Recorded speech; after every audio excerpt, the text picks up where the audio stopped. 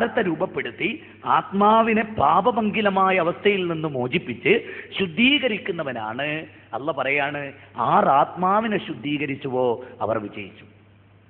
ഇവിടെ ഒരു വചനം പ്രസ്താവ്യമാണ്, ഹദീസുകളിൽ വന്ന ഒരു വചനം. റസൂലുള്ളാഹി സ്വല്ലല്ലാഹി അലൈഹി വസല്ലം പറഞ്ഞു, ഇന്നല്ലാഹ, തീർച്ചയായും അല്ലാഹു, ലാ യൻദുറു ഇലാ അജ്സാമിക്കും വലാ ഇലാ സുവരിക്കും വലാകിൻ യൻദുറു ഇലാ ഖുലൂബിക്കും വഅമാലിക്കും.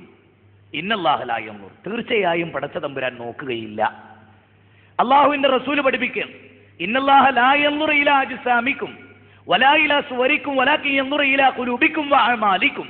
അല്ലാഹു നോക്കുകയില്ല, നിങ്ങളുടെ ശരീരത്തിലേക്ക് അവൻ നോക്കുകയില്ല, നിങ്ങളുടെ വസ്ത്രവിധാനങ്ങളിലേക്ക് എന്ന് പറഞ്ഞാൽ അതൊന്നുമല്ല അള്ളാഹു പരിഗണിക്കുന്നത്. ആ പറഞ്ഞതിന്റെ അർത്ഥം ഇസ്ലാമിക വസ്ത്രം ധരിക്കണ്ട എന്നല്ല, അത് പരിഗണനീയമല്ല എന്നല്ല, അതല്ല മാനദണ്ഡം. ഇത് നിങ്ങൾ ധരിക്കുന്ന നല്ല വസ്ത്രമോ നിങ്ങളുടെ ശരീരത്തിന്റെ വടിവും ആകാരഭംഗിയും ഇതൊന്നുമല്ല നിങ്ങളെ ഫേമസ് ആക്കുന്നത്, ഇതൊന്നുമല്ല നിങ്ങളെ ഫേമസ് ആക്കുന്നത്. അല്ലേ? സത്യത്തിൽ നിങ്ങൾ ആലോചിച്ചു, ഒരു മനുഷ്യന്റെ കഴിവാണ് പലപ്പോഴും, അത് ഏത് കഴിവാണെങ്കിലും മനുഷ്യനെ ഫേമസ് ആക്കും. ഇപ്പോൾ വീരപ്പൻ ഫേമസ് ആയത് എങ്ങനെ?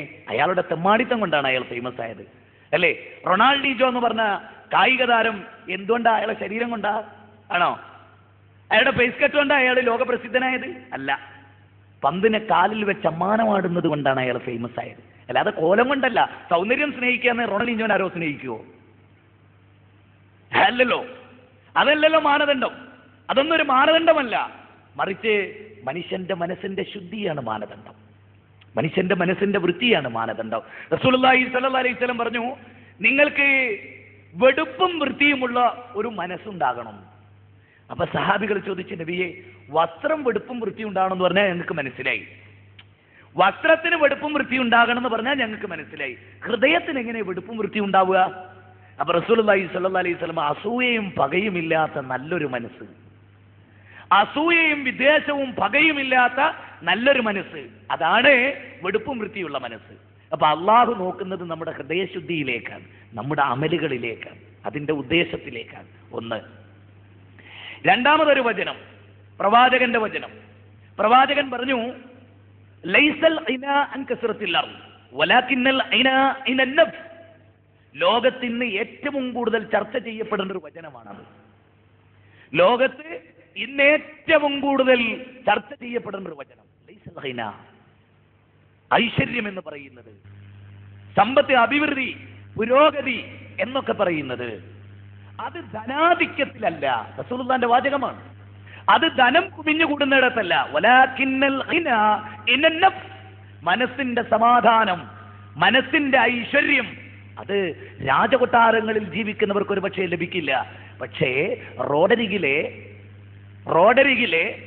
ആളുകൾ കടയടിച്ച് ഷട്ടർ താത്തിയതിനു ശേഷം ഓവുചാലിന്റെ ഓരത്ത് ഉടുത്ത ഉടുതുണിയെ ഇഴിച്ച് പുതച്ച് കിടക്കുന്നവന് കിട്ടുന്ന സൗഭാഗ്യം, സൗഖ്യം, മനസ്സമാധാനം രാജകൊട്ടാരങ്ങളിൽ AC റൂമുകളിൽ ശയിക്കുന്ന ഒരു കോടീശ്വരന് കിട്ടിക്കൊള്ളണം എന്നില്ല.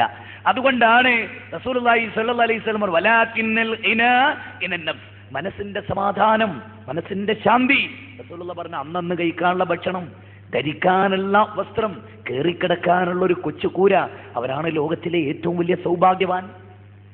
ഈ ബോധം നമുക്കുണ്ടായിട്ടില്ല.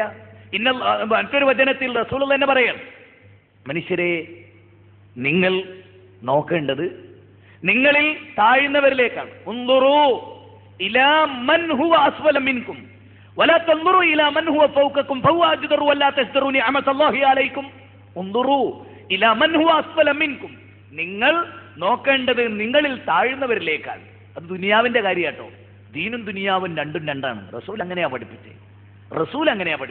റസൂൽ പറയാണ്, നിങ്ങളിൽ താഴ്ന്നവരിലേക്ക് നോക്കണോ. ദീനും ദുനിയാവും ഒന്നാണ്. പറഞ്ഞതിന്റെ അർത്ഥം എന്താ? നോമ്പ് നോൽക്കുന്നോ നോമ്പ് നോൽക്കാത്തവനോ നോക്കണോ, നമസ്കരിക്കുന്നോ നിസ്കരിക്കാത്തവനോ നോക്കണോ, ഹജ്ജ് ചെയ്യുന്നോ ഹജ്ജ് ചെയ്യാത്തവനോ നോക്കി അങ്ങനെ ജീവിക്കണോ. അങ്ങനെ ഏതായാലും റസൂൽ പറയോ? പിന്നെ എന്താ പറഞ്ഞത്? ഓടിട്ട വീടുള്ളവന്, ടെറസുള്ള വീടിട്ടവനെ നോക്കി നെടുവീർപ്പിടരുത്, ചെറ്റക്കുടിയിൽ താമസിക്കുന്നവനെ നോക്കണം. അപ്പോൾ അവന്റെ സമാധാനം മനസ്സിലായോ? അപ്പോൾ അവനവന്റെ സമാധാനം മനസ്സിലാവും. ഒരു കൈയില്ലാത്ത ഒരാൾ രണ്ട് കൈയും ഉള്ള ആളുകളെ നോക്കി നെടുവീർപ്പിടരുത്, രണ്ട് കൈയും ഇല്ലാത്തവനെ നോക്കിയിട്ട് സമാധാനിക്കാം. മനസ്സിലായില്ലേ?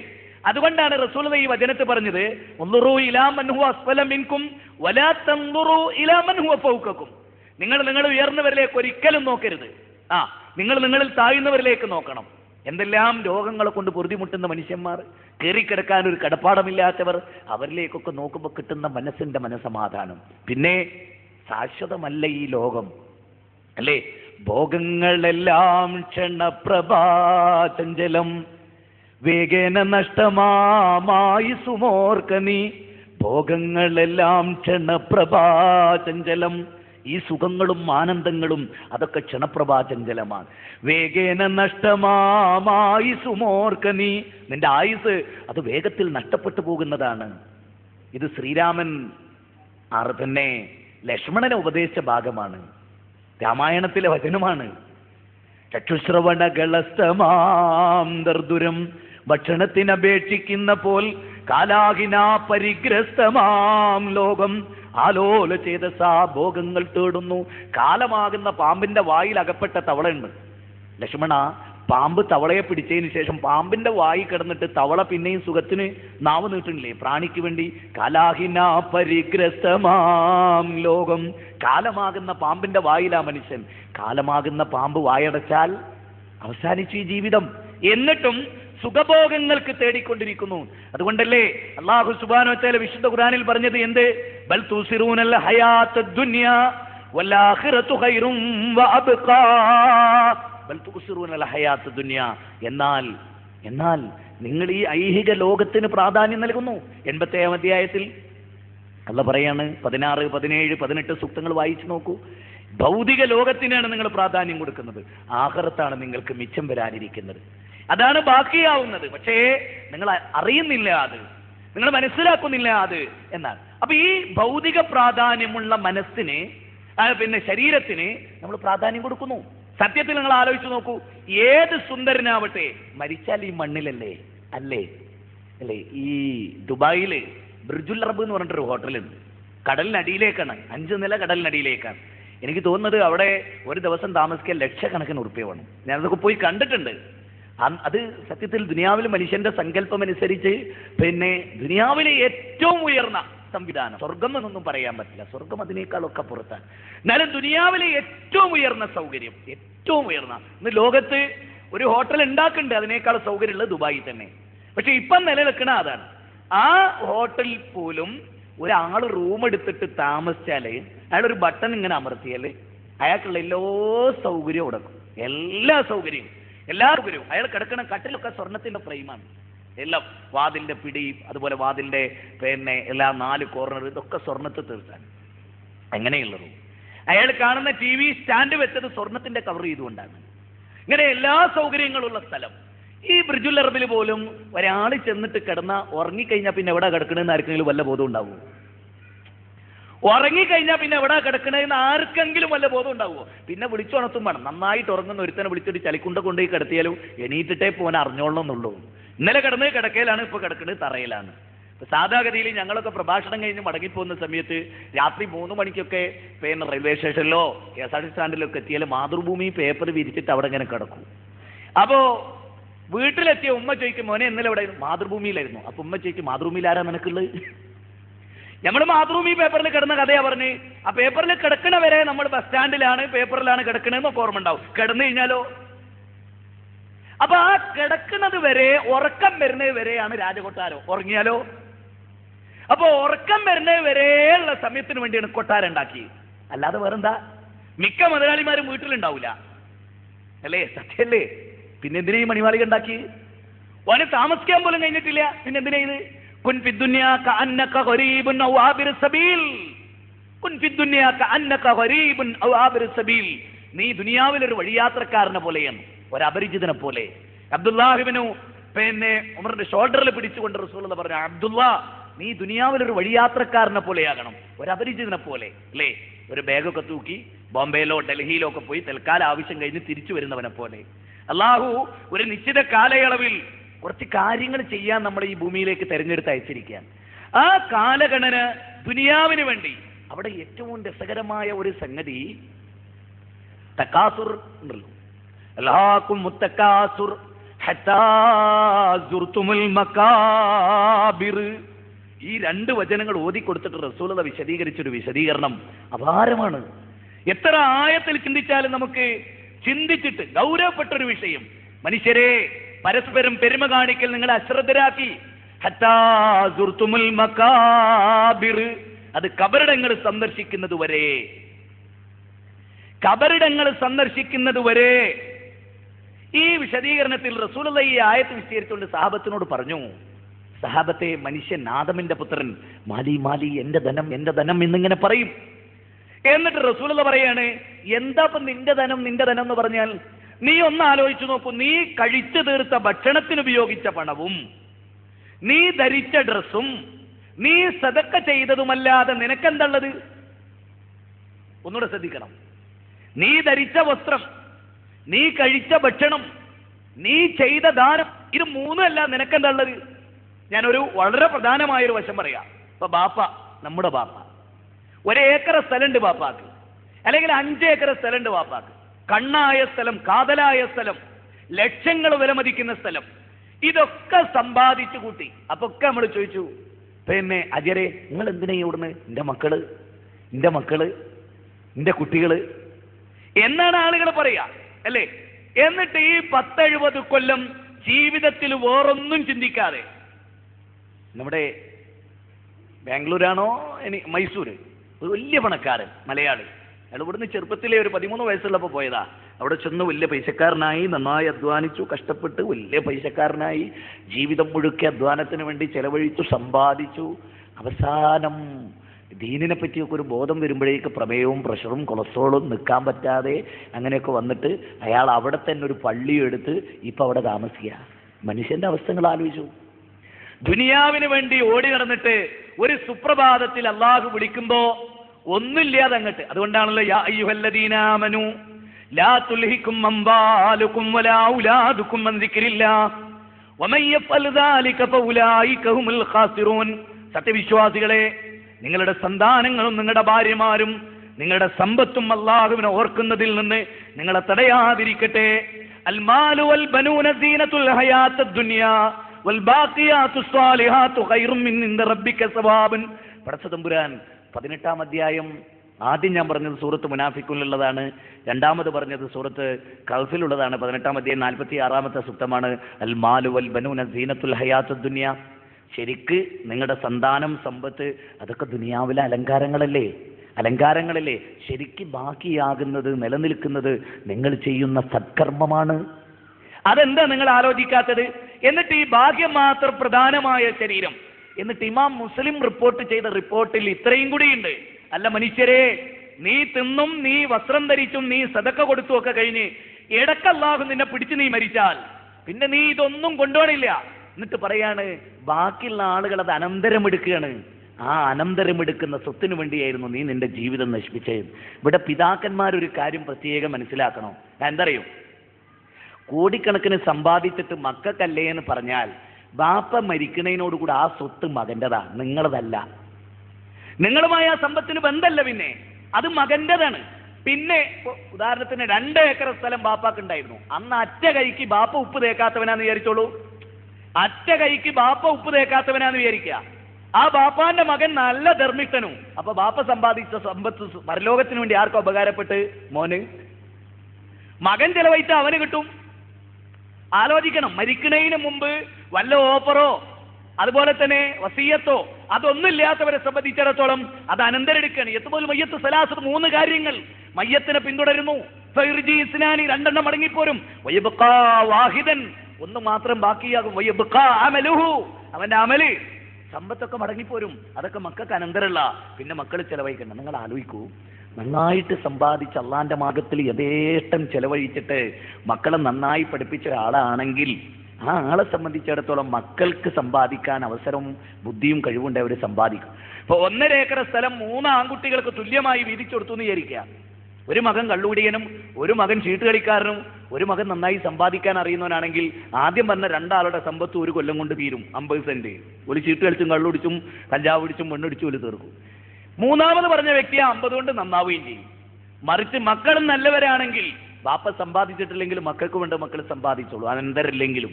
മറിച്ച് മക്കൾക്ക് തെമ്മാടികളാകാൻ വേണ്ടി സമ്പത്ത് ഉണ്ടാക്കി കൊടുത്തിട്ട് അതിന്റെ പാപഭാരവും കൂടെ ഏറ്റുവാങ്ങേണ്ട ഒരു ഗതികേട് ദുനിയാവിലുണ്ടായിരുന്നു. അതുകൊണ്ട് ദുനിയാവിൽ സമ്പാദിക്കുന്ന സമ്പാദ്യങ്ങൾ റസൂലുള്ളാഹി സ്വല്ലല്ലാഹി അലൈഹി വസല്ലം ഈ ലോകത്തോട് വിട പറയുമ്പോ 7 ദീനാറ് മെച്ചമുണ്ടായിരുന്നു കൈകളിൽ. ആയിഷ ബീവിയുടെ കയ്യിൽ കൊടുത്തുകൊണ്ട് പറഞ്ഞു, ആയിഷ, ഈ ധനം ദാനം ചെയ്യണേ ആയിഷ. ബോധം കെടും നബിക്ക് ബോധക്ഷയമുണ്ടാകും. വീണ്ടും നബി ഉണരും, ആയിഷ, ആ ധനം ദാനം ചെയ്തുവോ, ആ ദീനാറ് ദാനം ചെയ്തുവോ? റസൂലുള്ളാഹി ആവർത്തിച്ചു ചോദിക്കും.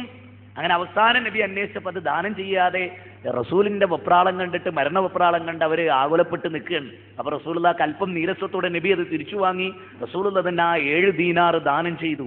ഈ 7 ദീനാറ് മിച്ചം വെച്ചുകൊണ്ട് അള്ളാഹുവിനെ കണ്ടുമുട്ടുകയോ? നോക്കൂ, അതാ റസൂല്. അതെല്ലാം പരലോകത്തിന് വേണ്ടി ദാനം ചെയ്തു, പരലോകത്തിന് വേണ്ടി മിച്ചം വെച്ചു. ദുനിയാവ് അല്ലെ, ബൈറുആ തോട്ടം, അബൂ തല്ലത്തുൽ അൻസാരി, ലൻ തനാലുൽ ബിർറ ഹത്താ തുൻഫിഖു മിമ്മാ തുഹിബ്ബൂൻ, സൂറത്തു ആൽ ഇംറാനിലെ 92ാമത്തെ വചന. ഇത് ഓതിക്കേട്ട് അബൂ തല്ലത്തുൽ അൻസാരി പറഞ്ഞു, റസൂലുള്ളാഹി ബൈറുആ എന്ന് പറഞ്ഞിട്ടൊരു തോട്ടമുണ്ട് എനിക്ക്, അവിടെ പക്ഷികൾ വന്നിരുന്ന് പാട്ട് പാടുന്നതൊക്കെ എനിക്ക് ദുനിയാവിനോടുള്ള ഹുബുണ്ടാക്കി. അതുകൊണ്ട് റസൂലേ, ഈ ബൈറുആ തോട്ടം അങ്ങ് ദാനം ചെയ്യണം.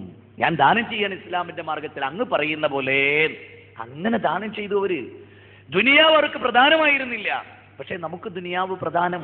സത്യത്തിൽ നമ്മുടെ ഈ ശരീരം, ഇപ്പൊ മയ്യത്ത് നിങ്ങൾക്കറിയാലോ, മനുഷ്യനെ പോലെ ദുർഗന്ധം വമിക്കുന്ന മറ്റൊരു ശരീരവും വേറെയില്ല. മറ്റൊരു ശരീരവുമില്ല, ഒരു ജന്തുവിൻ്റെതുമില്ല. മനുഷ്യനെ കൊണ്ടുപോയി പള്ളിക്കാട്ട് കൊണ്ടുപോയി വെച്ചാൽ തന്നെ തുടങ്ങും ജീർണിക്കാൻ. ഈ കണ്ണൂക്ക് എന്ന് പറഞ്ഞാൽ എന്താ, 3ന്റെ അന്ന് കണ്ണ് തന്നെ കൊഴിഞ്ഞു പോകുന്ന. മണ്ണിലങ്ങോട്ട് എത്തുമ്പോഴേക്ക് കറുത്ത വണ്ടുകൾ അരിച്ചു കയറാനുള്ളതാണ് നമ്മുടെ ഈ കവിൾത്തടം. നമ്മൾ ഈ ക്ലീൻ ഷേവ് ചെയ്ത് മിനുക്കിക്കൊണ്ടെടുക്കുന്ന ഈ സാധനം ഉണ്ടല്ലോ, അത് മണ്ണ് കൊണ്ടുവച്ചാൽ ഒരു 3 ദിവസം ഇത് മതി. പിന്നെ അതിങ്ങനെ നുരുമ്പി എല്ലുകളായിട്ട് അങ്ങനെ തീരുന്നൊരു ദിവസം. പൊട്ടാ നീ മുൻതുള്ളി പിഞ്ചോരെ കട്ട, പിന്നെ നീ കാഷ്ടം ചുമന്നൊരു കൊട്ട, പെട്ടാലോ ചത്തിച്ചക മല്ല പൊട്ട, പറവിന്നൂടേലിൻ ബഹുമാനം പൊട്ട. ഒരു കവി പറഞ്ഞ സുജായി മൊയ്തു മൗലവിയുടെ 4 വരികളാണ്. പൊട്ടാ നീ മുൻതുള്ളി പിഞ്ചോരെ കട്ട, മനുഷ്യ, ഈ കണ്ണാടിയുടെ മുമ്പിൽ നിന്ന് മിനുക്കുന്ന മനുഷ്യ, നീ ആരായിരുന്നു? നീ ഒരു ഇന്ദ്രിയത്തുള്ളിയായിരുന്നു. നീ ഒരു ഇന്ദ്രിയത്തുള്ളിയായിരുന്നു. എന്നിട്ട് അദ്ദേഹം പറയാണെന്ത്? പൊട്ടാ നീ മുൻതുള്ളി പിഞ്ചോരെ കട്ട, പിന്നെ നീ കാഷ്ടം ചുമന്നൊരു കൊട്ട. പിന്നെ നീ ആരാ? നീ കാഷ്ടം ചുമന്നൊരു കൊട്ടയാണ്. ഇപ്പൊ നമ്മളൊക്കെ ആരാ? സത്യത്തിൽ പേനും കുപ്പായ കെട്ടിട്ടുണ്ടെങ്കിൽ നമ്മളെ പള്ളയിൽ ഈ സാധനമുള്ളത്, ഈ പറഞ്ഞ സാധനം. അതൊരു 4-5 തവണ ബാത്റൂമിൽ അങ്ങോട്ട് ചെന്ന നമ്മളെ ഒരു കട്ടൻ ചായ നെട്ടെടുക്കുക. അപ്പൊ അതുവരെ ഉണ്ടായ ശക്തി എന്താ? കാഷ്ടത്തിന്റെ ശക്തിയാണ്. പിന്നെ നീ കാഷ്ടം ചുമന്നൊരു കൊട്ട, പെട്ടാലോ ചത്തിച്ചക മല്ല പൊട്ട. നീ എങ്ങാനും പെട്ടുപോയാലോ പിന്നെ നീ ശവമായി തീർന്നു. പറവിന്നൂടേലിൻ ബഹുമാനം പൊട്ട. പിന്നെ നിന്റെ ശരീരത്തിന്റെ പവർ പറഞ്ഞിട്ട് എന്താണ്? നീ ഈ ശരീരമൊക്കെ ആയിട്ട് നടക്കണ്ടല്ലോ, ഇത് പെട്ടാൽ കഴിഞ്ഞു. അപ്പം മിക്കവാറും ആളുകൾക്ക് ക്യാൻസർ അതിന്റെ മൂർധന്യ ദശ എത്തിയിട്ട് മരിക്കുന്നതിന്റെ ഒരാഴ്ച മുമ്പൊക്കെ അറിയാം. അതുവരെ നല്ല ആരോഗ്യം, എല്ലാ ജോലിയും ചെയ്യുന്നുണ്ട്, ഒരു തടസ്സവും, ഒരു കിതപ്പ് പോലും ഇല്ല, ഒന്നുമില്ല. മരിക്കാൻ ആ സമയമാകുമ്പോ നമുക്ക് പോയല്ലേ എന്ന് ചോദിക്കും. അതുവരെ ക്യാൻസർ ശരീരത്തിന്റെ എല്ലാ ഭാഗത്തും പടർന്നു. അറിയില്ല നമുക്ക് ഈ ബോഡി അതാണ്, ഈ ശരീരം അതാണ്, ഈ ശരീരപ്രധാനമല്ല. നിങ്ങൾ നോക്ക്, ഈ നശിച്ചു പോകുന്ന ശരീരത്തിന് വേണ്ടിയല്ലേ നമ്മൾ ജീവിക്കുന്നത്? പക്ഷെ ഒരിക്കലും നശിക്കാത്ത ആത്മാവില്ലേ? ആ ആത്മാവിന് വേണ്ടി നമ്മൾ എന്ത് ചെയ്തു? ആ ആത്മാവിന് വേണ്ടി എന്ത് ചെയ്തു? അലാ ഫഇന്ന ഫിൽ ജസദി മുദാഅതൻ ഇദാ സ്വലഹതു സ്വലഹൽ ജസദു കുല്ലുഹു വഇദാ ഫസദതു ഫസദൽ ജസദു കുല്ലുഹു അലാ വഹിയൽ ഖൽബ്. അറിയുക, നിങ്ങളുടെ ശരീരത്തിൽ ഒരു മാംസക്കട്ടയുണ്ട്, അത് നന്നായാൽ ശരീരം മുഴുവനും നന്നായി. അത് കേടുവന്നാലോ ശരീരം മുഴുവനും കേടുവന്നു. അത് ഏതാ? അത് ഹൃദയമാണ്, മനസ്സാണ്. അത് ശുദ്ധീകരിക്കപ്പെടണം, മനസ്സ് നന്നാവണം. അതിനെന്താ വഴി? അതിന് മരണത്തെക്കുറിച്ചുള്ള ഓർമ്മ വേണം. ഇടക്കിടക്കൊക്കെ കേട്ടോ. പള്ളിക്കാട്ടിലെ എന്തിനാ ഖബർ സിയാറത്ത്? അത് നിനക്ക് മരണത്തെ ഓർക്കാനാണെന്നാ. ഖബർ സിയാറത്ത് ദുനിയാവ് ഓർക്കാനല്ല, ഖബർ സിയാറത്ത് പരലോകത്ത് ഓർക്കാനും മരണത്തെ ഓർക്കാനാണ്. ബഖയില് ഖബർസ്ഥാനിൽ റസൂലുള്ളാഹ് ഇടക്ക് പോയിരിക്കും പാതിരാത്രിയൊക്കെ. എന്നിട്ട് നബി ഇങ്ങനെ ചിന്തിക്കും, ആരൊക്കെയാണ് ഇവിടെ കിടക്കുന്നത്? ആരൊക്കെയാണ് ഇവിടെ കിടക്കുന്നത്? മഹാന്മാരായ ആളുകൾ. അപ്പൊ നബി ഇങ്ങനെ, നമ്മളും അങ്ങനെ തന്നെ വിശാലമായ പള്ളിക്കാട്ടിൽ കയറി ചെല്ലുക, ഖബർസ്ഥാനില്. ആ ഖബർസ്ഥാനിൽ കയറി ചെന്നിട്ട് ഇങ്ങനെ നോക്കുക, ഇതാരാ? ഇതിന്റെ ഉപ്പ. ഇതിൻ്റെ ഉമ്മ, ഇതിൻ്റെ വല്യുമ്മ, ഇതമ്മായി, ഇതമ്മോശൻ, എൻ്റെ നാട്ടുകാർ, നല്ല കേടിയായിരുന്ന മനുഷ്യൻ, നാടിന് വിറപ്പിച്ച ഗുണ്ടായുധങ്ങളിട്ട മനുഷ്യൻ, അവരൊക്കെ കിടക്കുന്ന ഈ പള്ളിക്കാട്. അതുകൊണ്ട് നാളെ അസ്സലാമു അലൈക്കും യാ ദാറ ഖൗമിൽ മുഅ്മിനീൻ ഇന്നാ ഇൻഷാ അല്ലാഹു ബികും ലാഹിഖൂൻ, ഞങ്ങളൊക്കെ അങ്ങോട്ട് വരാനുള്ളവരാണ്. ആ ഒരു ബോധം നമുക്കുണ്ടോ? നാളെ എവിടെ വെച്ചാണ് മരിക്കുക? വമാ തദ്രീ നഫ്സും മാദാ തക്സിബു ഗദൻ വമാ തദ്രീ നഫ്സും ബിഅയ്യി അർളിൻ തമൂത്ത്. ഏത് ഭൂമിയിൽ വെച്ചാണ് നിങ്ങൾ മരിക്കുക? നമുക്ക് പറയാൻ കഴിയില്ല. നാളെ എന്താ സംഭവിക്കുക? അതും പറയാൻ കഴിയില്ല. പിന്നെ ഈ മണ്ണുണ്ടല്ലോ, ഈ മണ്ണിന് വേണ്ടിയല്ലേ പോരാട്ടം. എന്താ ഇറാഖിൽ ബോംബ് ഉണ്ടായിട്ടെങ്ങാണ്ട ഈ കളി? ആറ്റം ബോംബോ രാസായുധമോ ഇതൊക്കെ ഇറാഖിലില്ലാന്ന് എല്ലാവർക്കും അറിയാം. അതില്ലാന്ന് അമേരിക്കക്കും ബ്രിട്ടനും എല്ലാ രാജ്യങ്ങൾക്കും ബോധ്യപ്പെട്ടിട്ടുണ്ട്. പിന്നെന്താ? അവിടുത്തെ മണ്ണിൽ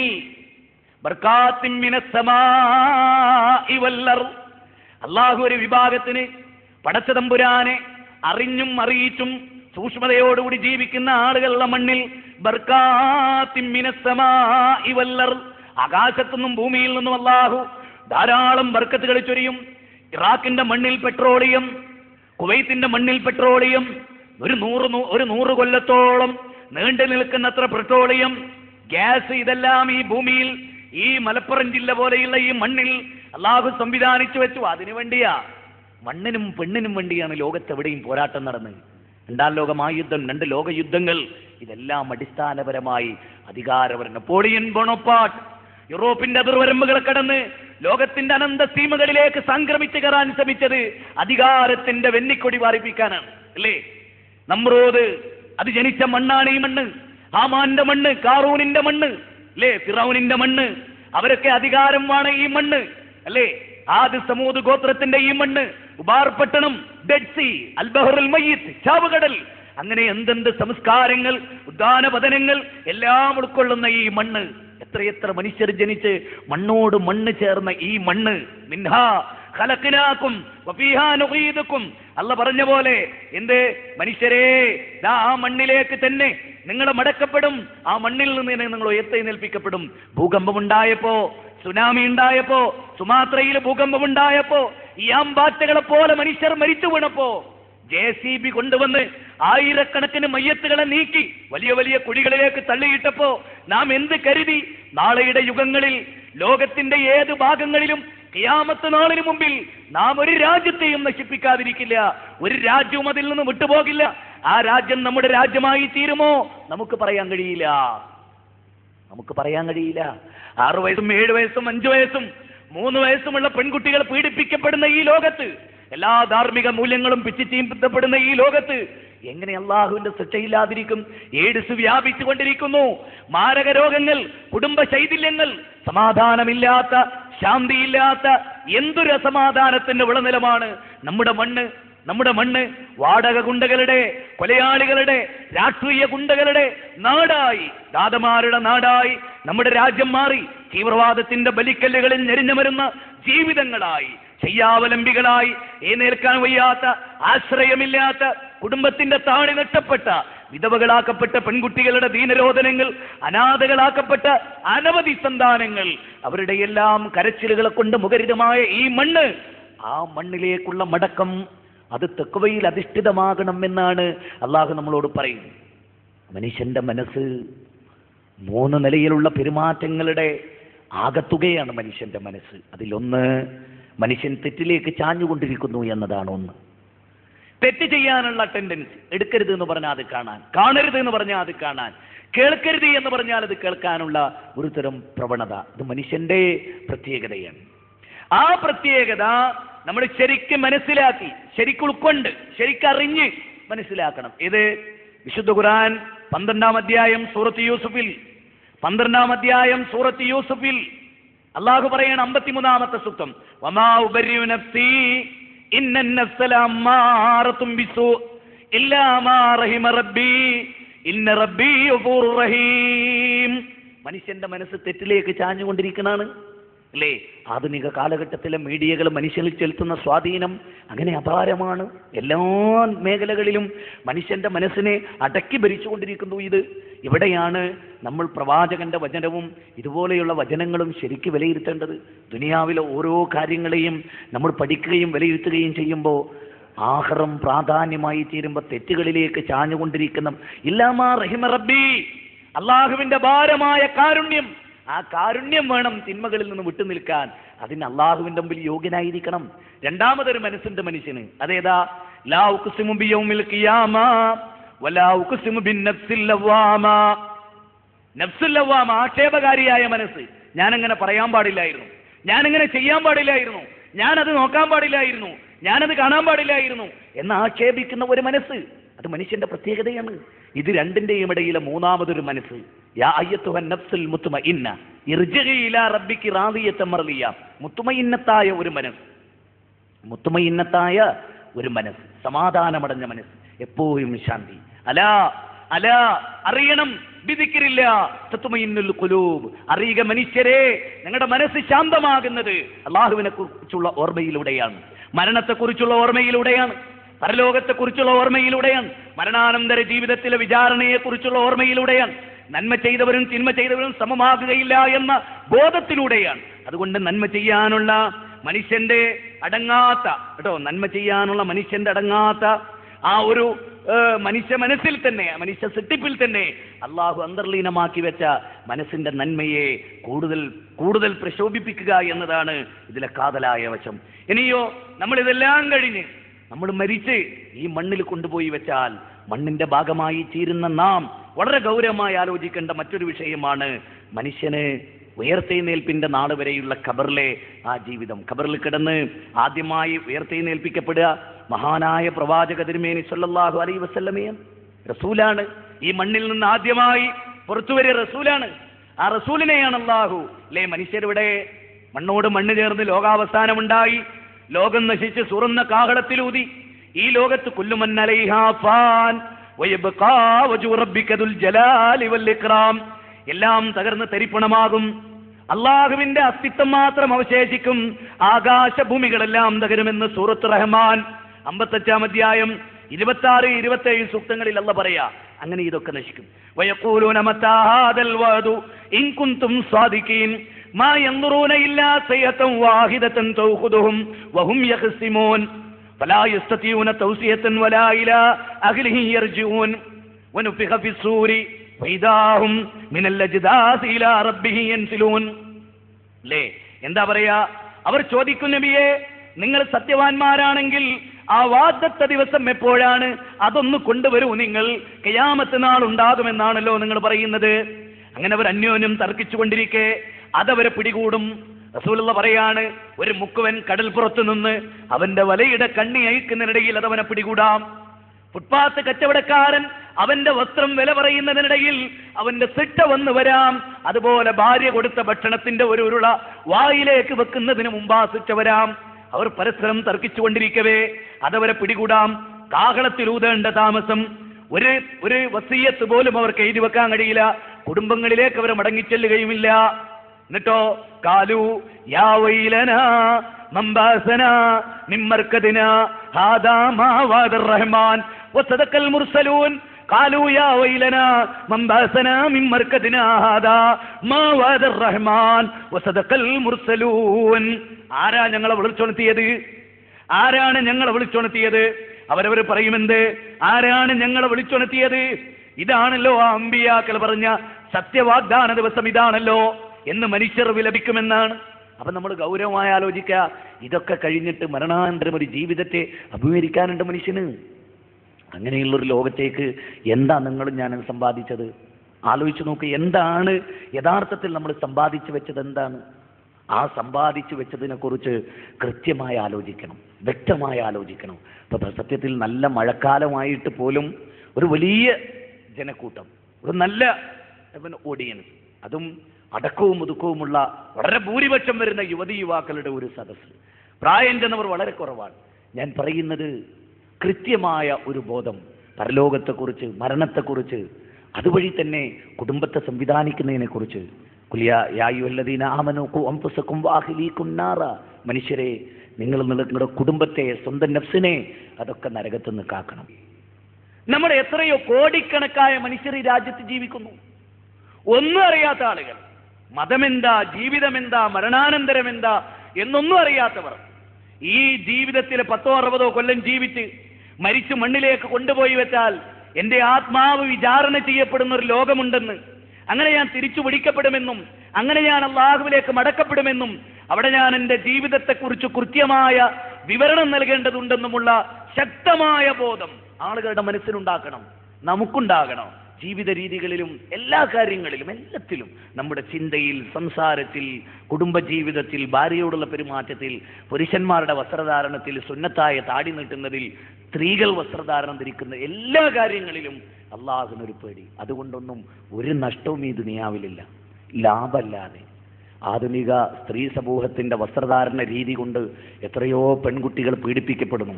ഇസ്ലാമിക വസ്ത്രം ധരിച്ച്, പർദ്ദ ധരിച്ച് ജീവിക്കുന്ന നല്ലൊരു ശതമാനം പെൺകുട്ടികൾ പീഡിപ്പിക്കപ്പെടുന്നില്ല എന്നുള്ളതാണ് സത്യം. അവരുടെ ജീവിതം എത്ര വിശുദ്ധമാണെന്നുള്ളതിനെ കുറിച്ചല്ല ഞാൻ പറയും. ബാഹ്യശക്തികളാൽ പീഡിപ്പിക്കപ്പെടുന്നില്ല എന്നതാണ് സത്യം. അതാണ്. നേരെ മറിച്ച് ലോകത്ത് വളരെ മോഡേണായി വസ്ത്രം ധരിക്കുന്ന ഏതൊരു പെൺകുട്ടിയും കാമക്കഴുകന്മാരുടെ കണ്ണുകളാൽ വേട്ടയാടപ്പെടുന്നു എന്നുള്ളതാണ് യാഥാർത്ഥ്യം. അതുകൊണ്ട് ഇസ്ലാമിക വസ്ത്രം ധരിക്കാനും ഒരദബ് പാലിക്കാനും എല്ലാ കാര്യത്തിലും മതത്തിൻ്റെതായ തഖ്വ കാത്തു സൂക്ഷിക്കുവാനും വാക്കിലും പ്രവൃത്തിയിലും ജീവിത രീതികളിലും വ്യവഹാരങ്ങളിലും ഇടപാടുകളിലും എല്ലാം, അത് വൈയക്തിക, വൈദേശിക, രാഷ്ട്രീയ, രാഷ്ട്രാന്തരീയ, സാമ്പത്തിക, ദാമ്പത്തിക, രാഷ്ട്രീയ, അതുപോലെ വിശ്വാസ, കർമ്മ, ആചാര രീതികളിലെല്ലാം യാ അയ്യുഹല്ലദീന ആമനൂ ദുഖുലൂ ഫിസ്സിൽമി കാഫ, പൂർണ്ണമായ ഇസ്ലാമിലേക്കുള്ള ഒരു പ്രവേശനം. അതാണ് അള്ളാഹു നമ്മളോട് ആവശ്യപ്പെടുന്നത്. യാ അയ്യുഹല്ലദീന ആമനൂ തഖുല്ലാഹ ഹഖ്ക തുഖാതിഹി വലാ തമൂതുന്ന ഇല്ലാ വഅൻതും മുസ്ലിമൂൻ.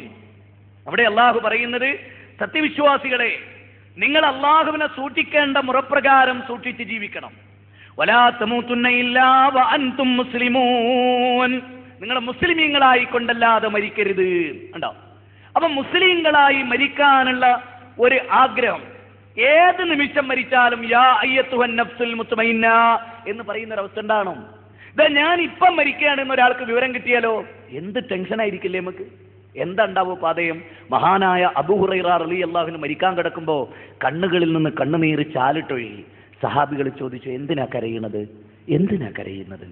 അബൂ ഹുറൈറ പറഞ്ഞു, ഖബറിലേക്കുള്ള യാത്ര തുടങ്ങാൻ പാതയം വളരെ കുറവാണ്, പാതയം വളരെ കുറവാണ്, അത് ഓർത്തിട്ടാണ് ഞാൻ കരയുന്നത്. ആരാ അബൂ ഹുറൈറ റളിയല്ലാഹു അൻഹു?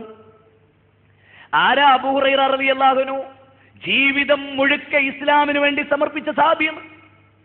നമസ്കാരത്തിന്റെ സപ്പിൽ പോലും ഭക്ഷണം കഴിക്കാതെ ബോധരഹിതനായി വീണ സഹാബി. അറിയങ്ങൾക്ക് നമസ്കാരത്തിൽ പോലും മരിച്ചു വീഴുമ്പോ, നിസ്കരിക്കുമ്പോ ബോധരഹിതനായി വീണ സഹാബി. നബി സല്ലല്ലാഹു അലൈഹി വസല്ലമയുടെ കൂടെ കൂടിയിട്ട് നബി പറയുന്ന ഒരു ഹദീസ്, ഭക്ഷണം കഴിക്കാനിരുന്നാൽ എനിക്ക് നഷ്ടപ്പെട്ടു പോകുമോ എന്ന് വിചാരിച്ചിട്ട് ഭക്ഷണം പോലും ഉപേക്ഷിച്ച സഹാബി. ആ സഹാബിയാണ് അബൂ ഹുറൈറ.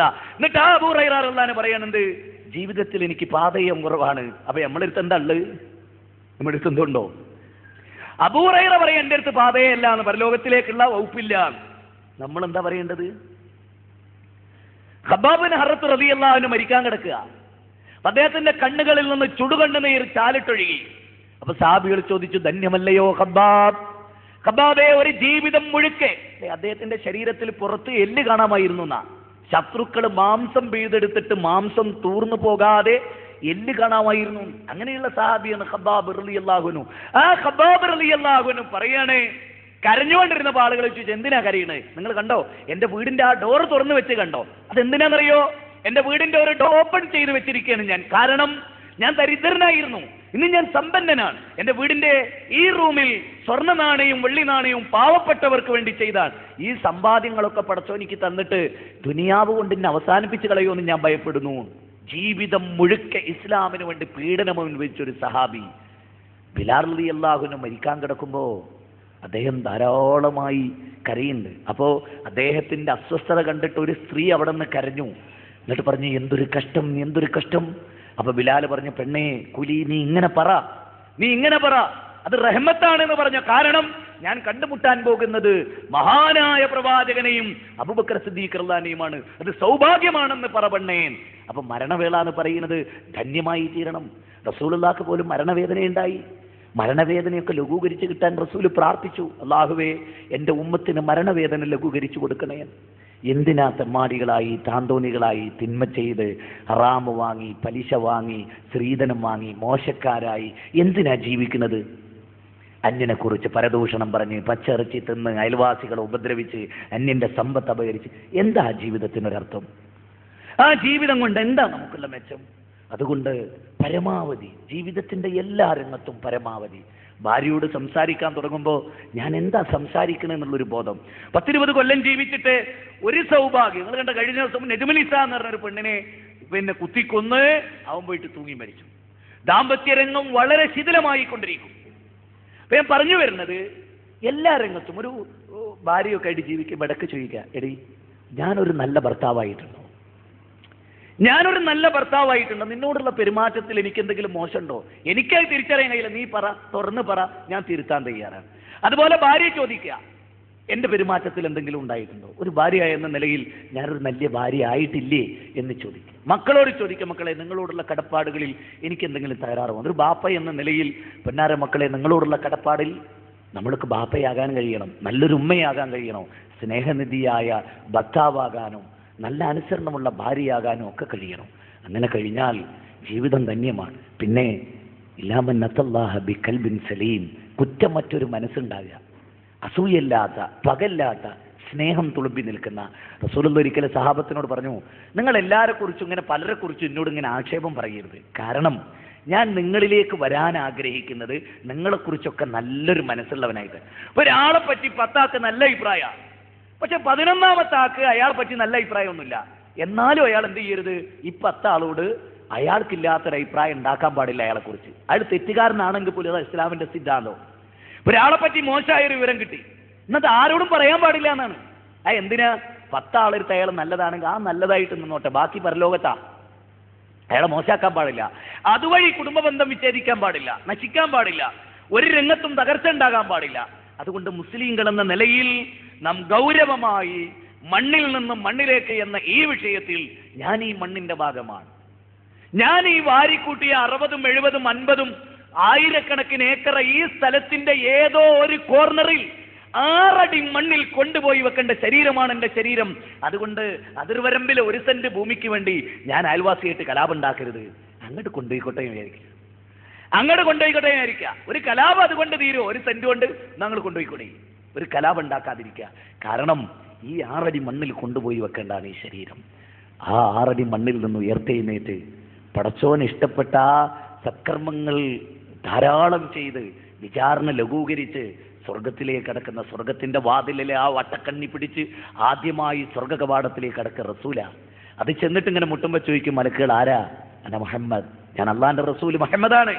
മുഹമ്മദ് നബി സല്ലല്ലാഹു അലൈഹി വസല്ലമക്കാണ് ഒന്നാമതായി സ്വർഗത്തിന്റെ വാതിൽ തുറന്നു കൊടുക്കുന്നത്. ആ റസൂലുള്ളാഹിന്റെ കൂടെ അല്ലേ മിനൻ നബിയ്യീന വസ്സിദ്ദീഖീന വശുഹദാഇ വസ്വാലിഹീൻ, അമ്പിയാക്കളുടെ, സിദ്ദീഖുകളുടെ, ശുഹദാക്കളുടെ, രക്തസാക്ഷികളുടെ ഒക്കെ കൂടെ ഇരിക്കാനുള്ള സൗഭാഗ്യം ഉണ്ടാവുക. സർവാദിനാഥനായ പടച്ചതമ്പുരാൻ അതിനെ എന്നെയും നിങ്ങളെയും അനുഗ്രഹിക്കുമാറാകട്ടെ. റബ്ബനാ ആതിനാ ഫിദ്ദുന്യാ ഹസനതൻ വഫിൽ